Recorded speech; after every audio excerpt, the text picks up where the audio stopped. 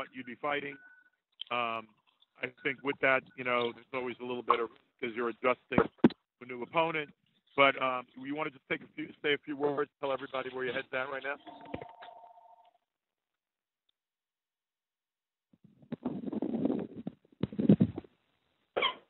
Deontay? Oh, you talking to me? Yeah, bro. I just came in at the end of it. Yeah, what I was saying was, obviously you're preparing for Ortiz, a punching unorthodox lefty, a career-defining fight. And, once again, we got one of these letters. Now you're fighting Bermane Stiverne again. Just tell everybody where your head's at and how you're preparing and how you feel. Well, my head is it's in a peaceful state of mind. I still sit back now and still just analyze my career, and I just sit back and just think. I'm like, what have I done? What have I done so wrong? You know what I mean? To get the bad end of the stick with every fight that come hand. All I ever wanted was to fight the best. All I ever wanted to say, when I say I am the best, that it shows, not only on the record, but all the way around as a person. And it just saddens me, man. It saddens me. It makes me reevaluate my career. It almost makes me lose the love of boxing for a little bit as well, too, because of certain things, the activity that's been on in this sport with these guys avoiding or wanting to get on banned substance when they know they don't supposed to be taking it in the first place. That's the thing about it. They take it in the first place, and then you make up excuses, and then the blame is pointed at me. You know what I mean? It's starting to sicken to me, and I don't want to feel this way about boxing because I was once in love with it, and it's starting to make me rethink my career, rethink like, do I need to afford more? Am I better out of this sport than into this sport because of the stuff that's going on? Am I that dangerous to other fighters' careers that they feel they have to do certain things when it comes to a Deontay Wilder, but they say other things? I haven't fought nobody, or I'm not that dangerous. But then I just want to be proved wrong, man. I just want to be proved wrong. But then you have, on the other hand, a man that have animosity, that have hate in his heart for me for no reason. For no reason at all. We both promoted a fight, and we both have exchanging words. And the last time I checked in boxing, that's what the ring is the judge, and the people are the jury.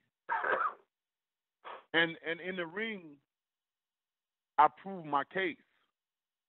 Outside the jury, they proved their case. So, we got another man that got this animosity towards me, all this hate built up for no reason, when you already see blacks already hating blacks for no damn reason.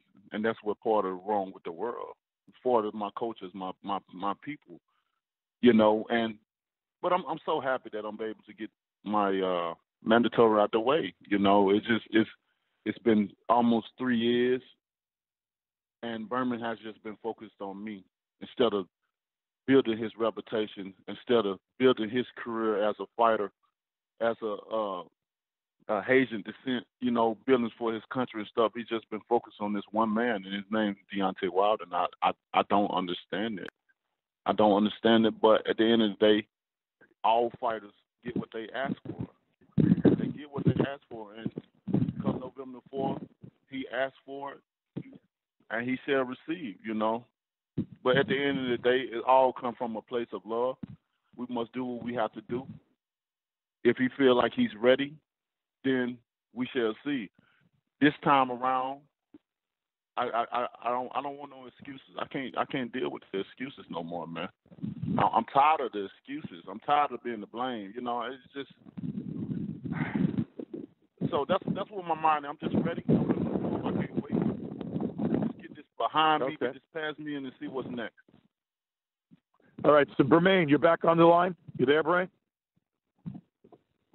Yes, sir. All right, so we're going to open it up to questions for both Deontay and Bermane. Operator, could you please open up the questions? We still have Bernard Fernandez from 3 times. Okay, now that Deontay, I have one question for him and one for Bermane. After the first fight, Deontay, you won big on the scorecard, 13 points. And you said all the right things. You know, this is a learning experience. I showed people I can go 12 rounds, which is what all fighters who, you know, who have a long knockout streak say or fail to win by knockout for the first time. But then when the fight with Ortiz at the press conference in New York, you said you always want the knockout, you know, that's, you know, against the one guy that you didn't knock out. How important is it to you to try to set the record straight and take care of him like you've done the other 37 opponents? I mean, it's you know, it plays hand in hand. The first time around, you know, my heart desired to knock out, but in reality, as you look up on it, it was the best for him to be able to go 12 rounds. It was the best thing that ever happened to me in my career, because even to that point, a lot of people doubted me. A lot of people say what I couldn't do when they wasn't even Deontay. Can nobody say what I can or can't do because they're not me. They don't train. They don't bust their ass every day in the gym. You know, lay in the bed because you're sore and you can't really get a good position to sleep because your body's so sore. You know, people don't understand. They can't dictate what I can or can't do. Only God and myself can do that. You know, and so many people, oh, he can't do this. He can't do this for no reason because they seen what I was capable of doing. So when Bermane was able to last 12 rounds, it was a blessing for me because I proved so many people what I can do instead of them looking negative at me of what I can't do. So this time around it comes in, it makes it even better because now I can redeem myself. I showed y'all what I can do. And now I'm coming back around completing what I meant out to do in the first place. So it plays hand in hand, you know.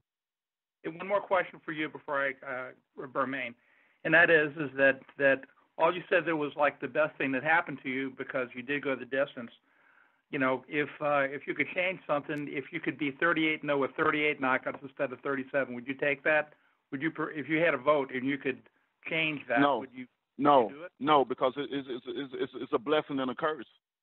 It's a blessing. My record, the things I'm able to do, my power is a blessing and a curse. It's a blessing because I'm able. I know I got the ability and I'm capable of doing so many great things for the history of boxing. But it's a curse because I got so many guys that have kind of ruined my career a little bit. It's a curse to have so much power. It's a curse to have a record like that because even the best, they get fearful of that. They get scared and frightened because they know that, damn, at some point in time, this guy is very dangerous and he can end everything that I got going for myself. And that's what I've seen throughout my career. So it's a blessing and a curse. Because if anybody else had my record, besides myself and the things I've done, they'll be looked up on as a god. Let's face it, if I had their record, I'd still be the same over me. And that's the frustrating part about it. Okay, this is the one question for Bermane, and that is that since your first fight with Deontay, you've only had one fight in the interim, and that was towards the end of 2015, 10-round decision over Derek Rossi. You turned 39, I believe, on November 1st. A couple of days before this fight. Given your inactivity and the age factor, you were 3-2, very slight underdog the first fight, 25-1 for this one. How can you how? I'm sure that you're going to say you're going to do better, but how can you be better given all those factors? They're not factors to me. That's factors for people like you and the people that's out there. Age is nothing but a number. When I'm not, I can't say that I'm not inactive. I mean, when it comes to fighting, to be in the ring, you can say that. But as far as being inactive, I haven't been inactive. I've been in the gym all day, every day. And the fight with Rossi, that's not a fight that I wanted to take. I just took the fight just because. And for the past 3 years since I lost the title, there's only one fight that I'm interested in. So, and which is the fight that's happening on November 4th. And I didn't see. I was still trying to, at the time when I fought Rossi, I was still trying to digest the loss and everything like that. So, I might have been there physically, but mentally, psychologically, it was not really the case, But when you look at it right now, all of that is all in the past. That was then, and this is now. And like people are trying to say that my inactivity is going to hurt me or other things to be saying. I don't believe so. I know so. I know that I'm ready. I'm way more ready than the first fight. What can I say, man? I mean, talking about the past and what happened in the past, it's not something that I'm interested in. You know what I'm saying? So, the first fight, we all know what happened. Everybody that knows me, that knows how I fight, that know Bermane Stiverne, they know that wasn't me. But hey, I'm not trying to look for no excuses. But what I'm telling you is, this second fight, it's going to be a whole different fight. There's going to be a whole different ending. Thank you, gentlemen. Our next question is going to come from Dan Raphael from ESPN. Please go ahead. Thank you very much. I'd like to start with a question for Bermane. You were just talking about how you just wanted this fight compared to any other fight during your layoff, but I was wondering why. I know you had the fight canceled at the end of last year with Povetkin because he had a positive drug test. So you and Deontay both have that in common with fights being canceled. But what was the reason that there was no fights for you at all in the calendar year of 2016? You had the Rossi fight in November, and then a whole year without a fight, and then the whole first half of 17 with no fight either. I was scheduled to fight in 2016. I got injured, and I had to pull out 2 different fights.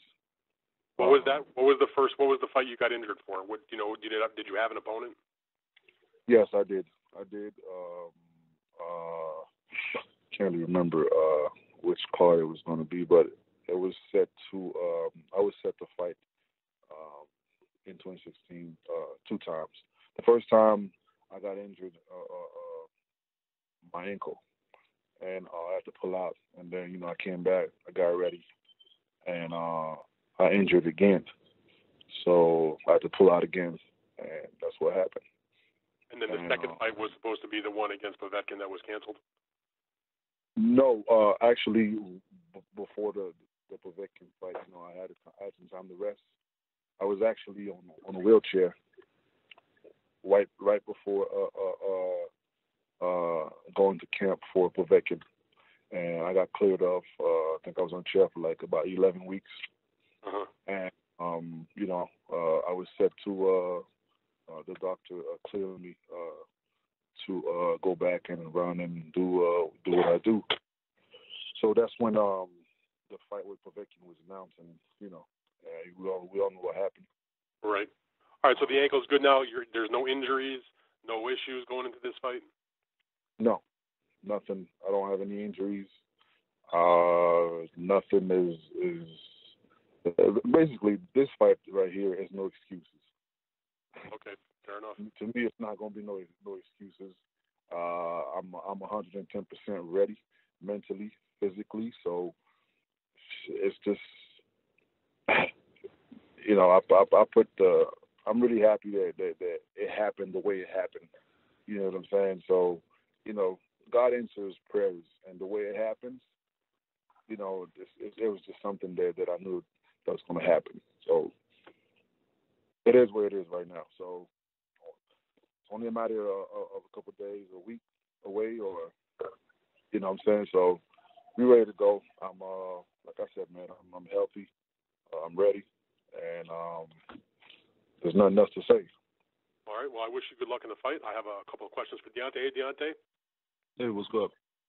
One thing I wanted to ask you, I think one of the other guys asked you about, where you were at. Maybe Lou said where you're at right now as far as mentally. And I know you're saying all the right things, but how is it for you going to be to try to avoid a letdown? Because you already have the win against Stiverne. You won the first fight very handily, and the fight with Ortiz, of course, was a much more anticipated fight by the public.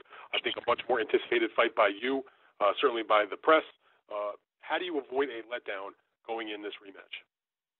How do I say that last part again? How do you avoid a letdown, like a mental letdown, because it's not the caliber of fight that you were expecting, that you were training for, and that everybody else was expecting? God bless with certain abilities that you be able to have to with handle. You know what I mean? It's just like, man, as a black man, I've been through so many different things, man. Just even when I was born, coming on this earth, you know what I mean? So with that being said, this is just another obstacle that I had to deal with, that I had to face. I know that's why I don't never get my hopes up on nothing unless I know unless it's up to me. If when you put it in others' hand or in man's hand, you're not sure. You're not sure if things gonna come through or not. So with that fight, I think I put so much into it. I'm like, this is Ortiz. He been wanting it. He wanted this fight to happen. I never thought in a million years that he would do what he did. And no matter what they say, it was done. It was a banned substance. You can't get around that. Y'all make mistakes in there because they tried to get their leverage. They tried to get edge. But there's a lot of guys that's doing it, though. I know each and every last one of them as well. It's a lot of them doing it, and it's like, what the point of coming out and saying who's doing it when at the end of the day, if you do get caught doing it, what's the punishment? It's really nothing. When you can take care of that and get back in the rankings and still be an active contender or become a mandatory or something like that. So what really is it doing? Like, he is losing. He is losing probably a 7-figure payday by not fighting you next week. So that seems like a pretty good punishment to me. Yeah. But at the end of the day, money is money. Money comes and goes. Damn, money comes and goes. It's not everything. Didn't Biggie say more money, more problems at the end of the day? Right. All right. I have one other question for you.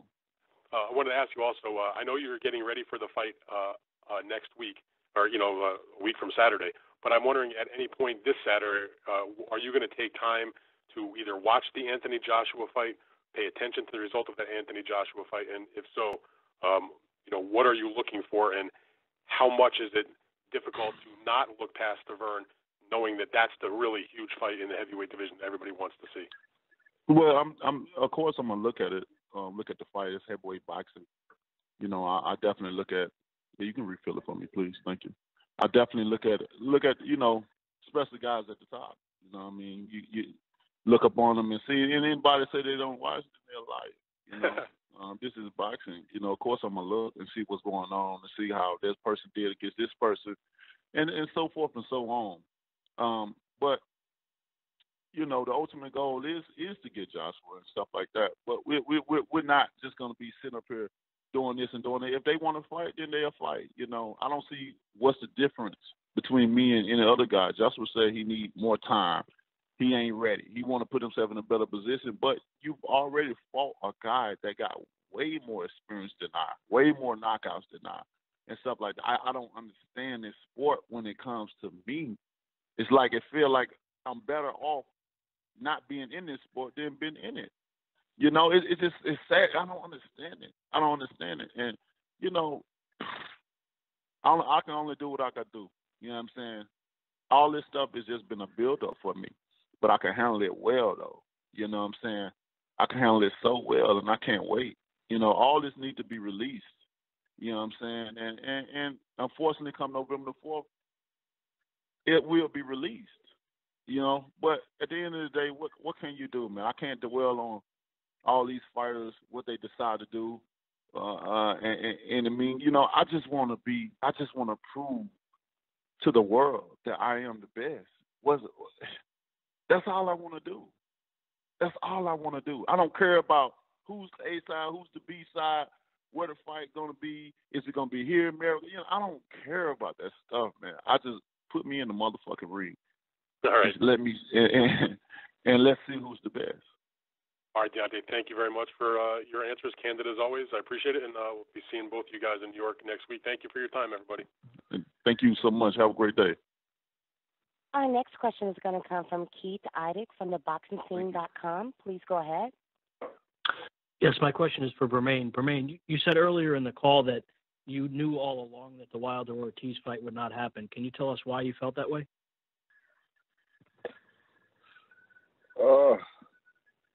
I can't really tell you why, but it was just something that I believed that was going to happen. Knowing Ortiz, I know Ortiz since 2004. So, he always been who he is right now. So, I don't know. I mean, it's just the first thought I had when I decided. I mean, when people was they were trying to have this fight going on, and and I finally I made the decision to actually, if you speak to my manager Jay Prince, that's exactly what I told him. You know what? Let's just move to the side and let them have the fight. Then I guarantee you, this fight ain't gonna happen. And that's exactly what happened. If I'm lying, he could tell you if I'm lying. Okay, and I told him, you know what? I handpicked Family Brazil. They offered me a bunch of other fighters, and I told them that if for this to be a deal or whatever they want to call it, I want Brazil. And they gave me Brazil, but I always told my trainer, you know what? Let's just get ready for Wilder, because that fight ain't gonna happen. And that's exactly what happened. Bermane, you were saying earlier that your training camp for this fight has been different than your first training camp when you fought Deontay the first time. Can you tell us what's been different about it and how it's been better? Just the people that surround me, the intense of the workouts, the way I feel. I feel better. Just the workouts, you know what I'm saying? Just the people we decided to deal with. Everything is so different, man. I feel better. Obviously, there's a couple mistakes that we did for the first fight, and one thing I'm good at, man, is not to repeat my mistakes. And what would it mean for you, Bermane, if everything goes the way that you say that it will go next Saturday night? What would it mean for you to be able to, become the first person to beat Deontay, to avenge your loss, to kind of disrupt the plans for the big Joshua Wilder fight? What would all that mean to you?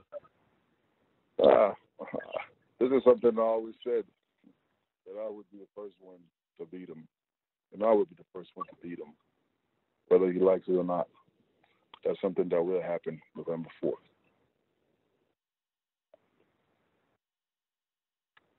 Thanks, Bermane. As far as how it made me feel, I mean, it's a satisfaction. Something that should have happened the first fight, but things happen, and that was then, and this is now. This is a different Bermane Stiverne, different fight. So a lot of people want to base their opinion on the first fight, and some people will be very hurt and very surprised on November 4th.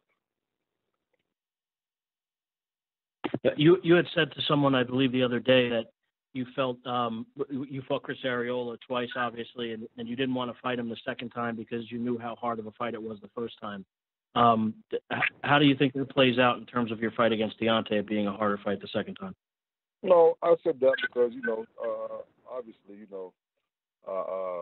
Deontay been saying that he don't want to fight me again because he did it so easily, or he made a statement and all that. We all know, like I said before, anybody that knows me knows how I fight.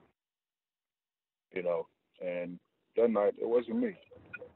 It wasn't me. Unfortunately, I lost the title because of my health, not because he was better than me. And that's where we at. And I was saying, like, the first time I fought Arreola, I tried to take him out the first fight, and we all know how Arreola's a real fighter, true warrior. You know what I'm saying? And who would want to fight him again? I mean, he was a tough task. So when they announced that I had to fight him again, it's not something that I really wanted because of how hard the task was. But pull up my pants and went back to the gym and worked. And we all know what happened in the second fight. I knocked him out. And it's the same thing for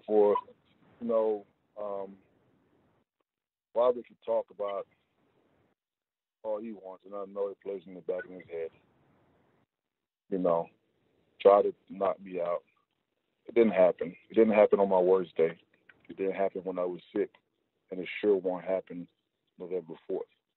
That's what I'm saying. Deontay, how do you feel about what Bermane said about being sick and that being the reason that he lost the fight? Well, before the fight happened, I said don't make excuses. The thing about people don't want to hear excuses. They want a winner and they want a loser. And if the person that wins, then it's noted, it's dated. What happened? The facts is the fact. But the person that loses, nobody want to hear the reason. Nobody want to hear an explanation of how you lost or why you lost. They just want to hear you saying, "Hey, I admit it. I lost, but I'm gonna try my best next time. It won't be the last of me. I'm coming back. I promise." And people respect that even more, because the thing about it, people don't like a loser that contradict themselves. 1 minute you're good, you're healthy, you're on all access, talking so confident, and then when the time the fight happens, all of a sudden something just so dramatically happens in the ring. The thing about it, I'm at peace. I'm at peace with what at it all, And let's give him the benefit of the doubt. Let's say he did get dehydrated and stuff like that. Well, come November 4th, he got an opportunity to redeem himself. And for that reason, I'm happy for him. So myself, because ain't shit been going right for my career. So if it leads to another black man making his career, happy, he said he's happy. So hey, I've endured a lot of happiness throughout obtaining this belt. And it seems like on his end that he's only suffered headaches and pain and heartaches. So if this fight brings some type of comfort or a relief of happiness that shall come upon him, then may God be with him. But come on that night, November the 4th, I don't see anything being different. I don't see, if anything, the only thing going to be different is it's much easier. It's going to be a much easier fight. When you get in the ring with somebody and you fight them the first time, you get everything, and like he said it the best. We went 12 rounds, so we know each other, and we know what the outcome was. So the second time around, why would it be any different? If he feels that he has something over me, he feels that he's seen something that he can exploit in this fight come the second time around, what do you think I have? What do you think I see? And it's been almost 3 years. I'm better. My mind is better. My mind is a different state of being. I'm at peace. My mind is totally at a different state. Oh my God. But I'm happy for him. I'm happy for him, and we shall see. He said there's no more excuses after this, and I hope it's not, because I'm tired of it, man. It's more stress than a person worrying about another guy having so much animosity, so much hate for no reason. Then to say, you know what, hey, you did what you had to do. You won fair and square. we got the next one coming on. And that's it, because at the end of the day, if this fight happens the same way the first time happened or worse, who looks like the fool at the end of the day? He gonna be just saying, well, you know, I already knew it, this and that. And y'all can quote me on this. Y'all can put this down in paper. Y'all can put this at the top of the headlines. Because the way I'm feeling about boxing right now, if Bermane Stiverne beats me, I will retire. You can put that down. I will be out of the way. Boxing ain't got to worry about me no more because it ain't really doing me no good anyway. Nobody don't want to fight. All I wanted to do was prove that I am the best, and the best don't want to fight. So what the point of me being in this sport? If Bermane beats me, if he beats me, y'all don't have to hear about me no more. I'm done. That's how serious it gets. It don't get no serious than that. So let the games begin.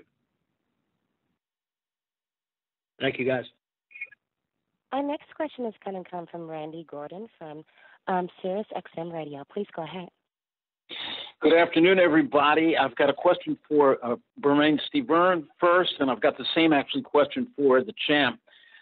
Yesterday in a story in Boxing Scene, Bermane, you said two things that kind of threw me a little bit. You said, one, Deontay Wilder is scared of you, and you also said you ate everything that he possibly threw at you.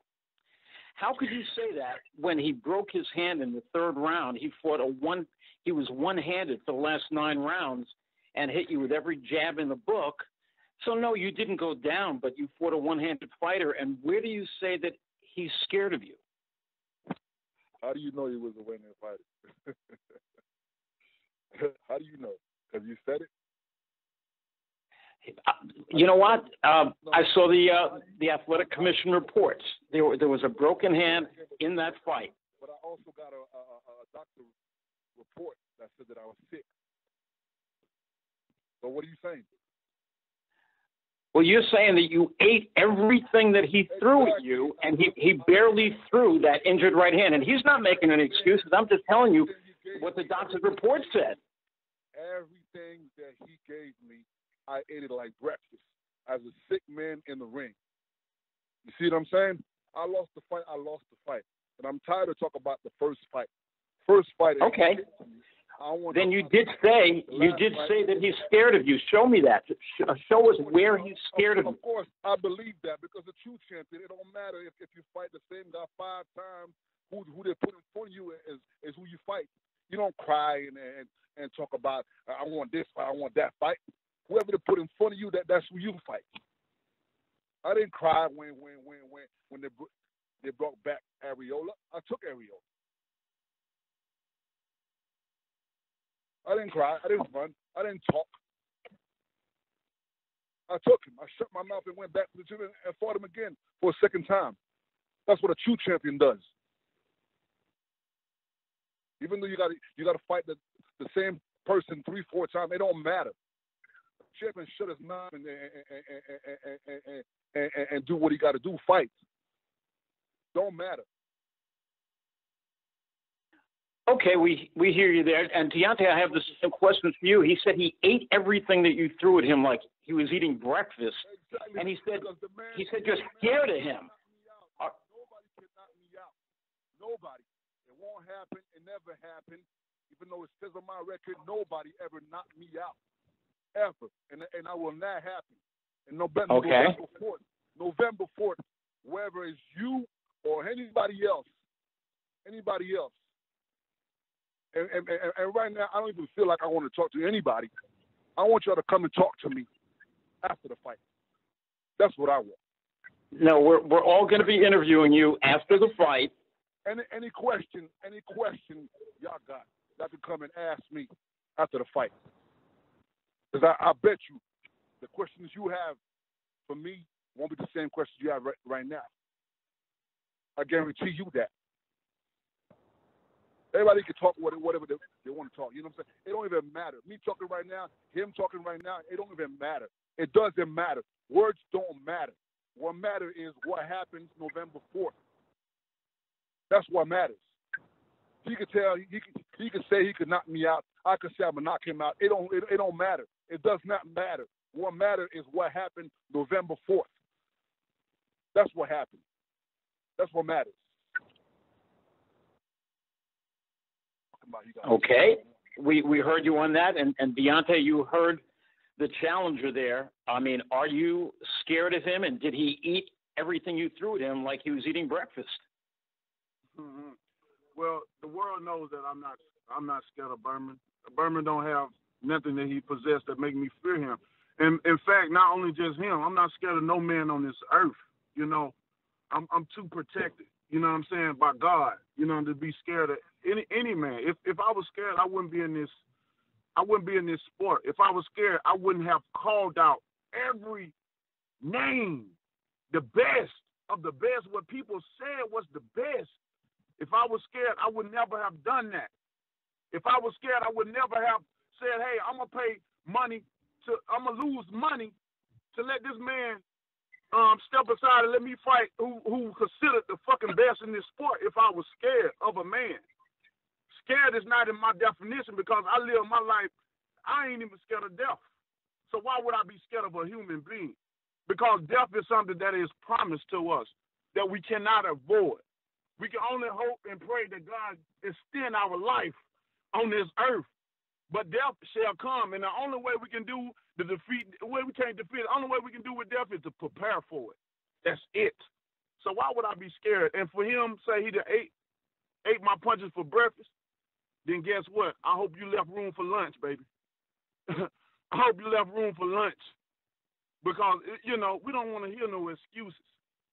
We don't want to hear no, for me, I don't have no problem fighting him again. It wasn't the fact that I had a problem. My big issue that was with Bermane was that he haven't fought in almost 3 years compared to me. I didn't think that was fair to him. I'm looking at this man. You know, I didn't think it was because I know what I'm capable of doing. I know what I've been doing. I've been very active. But he hasn't. And that was the main reason. But, hey, if he felt like he ready, I don't have no problem. And this is what it boils down to right now. He was my mandatory, so I couldn't get around him. No way. Form or fashion, if we follow behind the WBC rules, you know, nobody was trying to avoid him at all. I just wanted him to get more.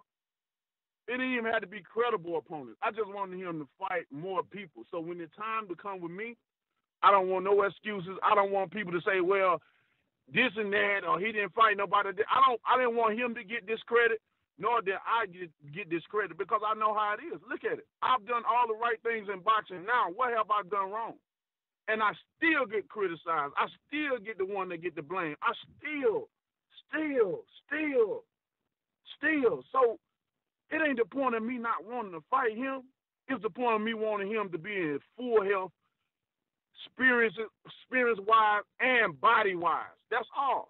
I ain't have no problem. I enjoyed my first fight with him. And I'm a damn sure enjoy the second fight with him as well, too. I just don't want the excuses. I don't have no more time for excuses. I just don't have time for it. Boxing has changed my point of view and the love of this sport, you know, with the things that are going on. And like I said, if Bermane beats me, y'all don't have to hear about me no more. I'm gone. I'm out of here. I'm retiring. That's it. I might move to MMA or some shit. I'm out of here. And that's facts.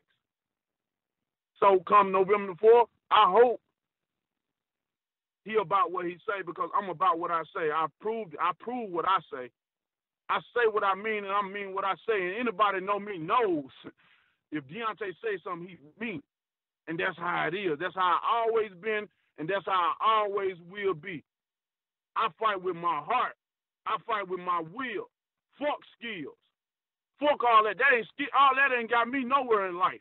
But my heart, my will, my courage, me believing in me, that got me through every bit of life that I need to get through. And come November the 4th, we shall see. We got one man saying one thing, we got the other saying another. But, hey, like I said, the ring is that judge. And the people are the jury, so we shall see. We shall see. God don't. Sometimes God can hear calls. God can hear our answer, and He can answer our prayers. But sometimes he can be like, man, all right, I'm going to give you what you want, but you may not be able to handle the results of what I'm going to bless you with. And that's the thing about us as being human. We pray for things. We want things to come up on us. And sometimes it ain't even meant for us to have them at the moment in time, but God hear us, and he be like, yo, sit still. Your time coming. Yo, sit still. Your time coming. But you still keep begging God, God, please give it to me, Lord. Give it to me. So God get tired of us sometimes too. And he say, you know what? I'm going to bless you with this opportunity. Whatever happens after it, it's on you. And this is what God have blessed him with this opportunity, and now it's all up on him. So come November the 4th. Ooh, boy.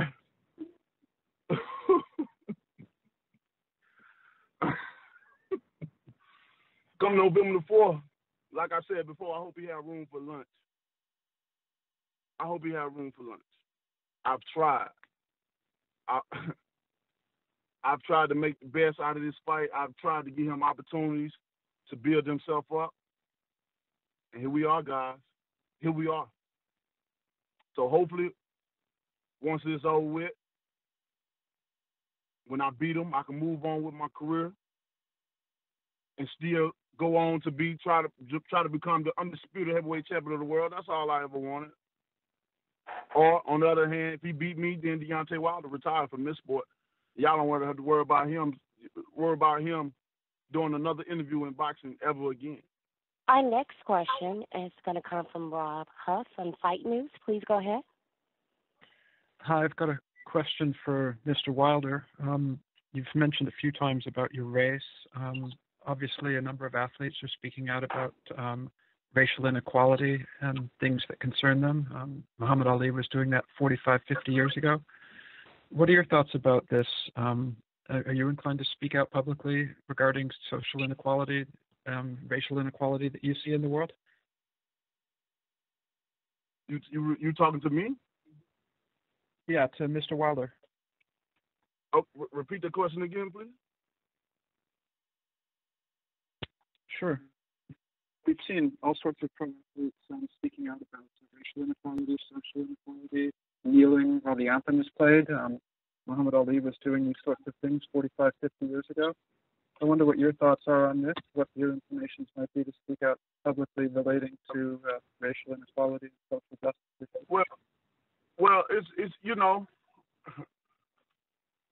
hopefully when people speak out and talk about racial things, especially blacks, talk about how we've been mistreated and how we don't have certain things, people get tired of it, but they hear it all the time.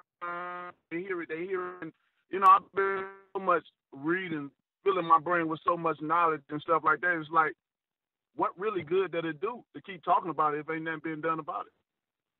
When I speak out, whether it's to you or whether it's to anybody else that's not black, I speak out. I'm speaking out to them. I'm speaking out to the black people. When I say things, when I'm putting them on knowledge, upon game, so that one day they will wake up and realize that you're adding to the cost. You're doing what they want you to do. All this stuff has been here. Like when Trump said blacks is not citizen of America, he was so goddamn right. The thing about Trump, and we have to respect, Trump speaks the truth. He said how it is. He said what it is. He speaks the truth. Blacks, it's two different parts of America. It's a private corporate U.S., and there's the U.S. of America. Trump said we're not citizens of America, and he is right. We're not citizens of America. Because when we gave our freedom for benefits and privileges, and it wasn't really nothing. Everybody got something that went through hardship. The Jews got the Holocaust, right? The Indians, they got free taxes. Where have the blacks got? But more heartache and pain over and over and over again. And then some say, well, hey, why y'all doing all this and why y'all doing it? Because people don't understand certain things. You should try to bail yourself out. But we tried to do that, right? We tried to do that way back in with the what that was in Oklahoma, in Tulsa, Oklahoma, when we had the motherfucking the Black Wall Street, when we owned it our own business, when we had our own planes, own schools and stuff, and what fucking happened? When we tried to branch off and do our own things to better ourselves as black people, what happened? White people came along, Ku Klux Klan came along, they destroyed it all. Every step that we try to get ahead, there's always some blockage to stop us. But then go back, hey, they look how ignorant they is and stuff. And people don't even understand just a simple word of ignorance. Ignorance is just a term used for lack of knowledge. And then they always want to call other people minorities. And no, we're not minorities because our mind is not as a child or an infant. We're majorities, which I am an adult. I have an adult mind state of being. And I'm not an African American because that was a term created by white people. You can refer me as a black American. I don't even want to be called real American because I'm not a citizen of America. It's so much in the history, man, that need to be taught. But when I speak for my people. That's it. I speak for them to have the knowledge because if they knew the acknowledgement of the world and what they came from and how the history is, it wouldn't be sort. It wouldn't be no sort of thing. You know what I'm saying? I ain't even considering about moving out this motherfucking country. The more and more I learn about it, it's crazy.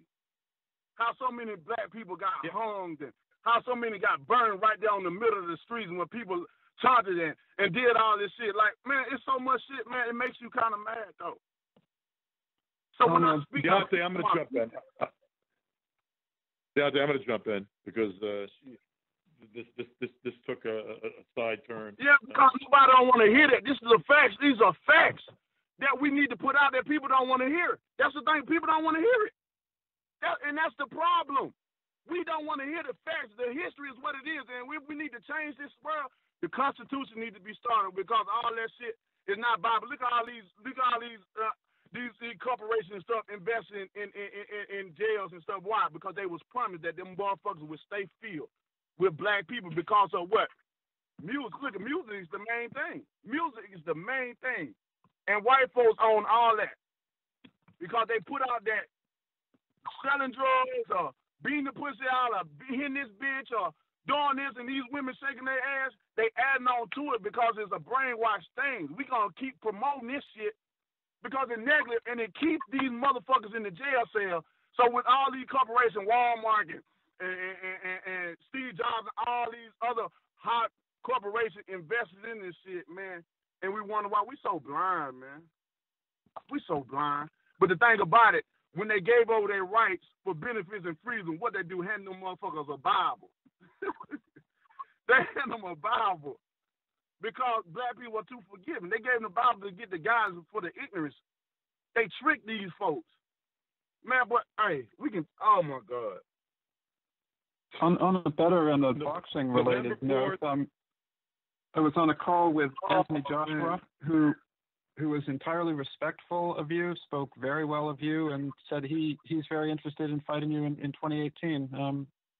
Is that a sort of you'll believe it when you see it kind of thing, or does this leave you encouraged? If Anthony Joshua, if Eddie Hearn wants the Anthony Joshua fight in 2018, he knows who to call. And by the way, maybe if he really wanted that fight, his promoter would be more respectful to Deontay instead of continuing to try to badmouth him and belittle him. And if he really wanted to fight, he'd stop talking about some ordinary guy named Dillian White and stop calling out Deontay with a ordinary guy and start talking in real terms about making a unified heavyweight championship fight. But right now, Deontay's got to get past Bermane Stiverne. He's got to do that on November 4th. That's not going to be, a day in the park. And frankly, it's not going to be largely because Deontay was preparing for an entirely different fight once again got victimized by the politics, the cheating, the lack of professionalism on the part of so many people in this sport that don't know how to properly fill out forms and that wind up with VADA letters. That's the third time a fight's been canceled in 18 months. And by the way, someone made a comment about Bermane Stiverne said he ate his breakfast. I wish the same person would ask a different question.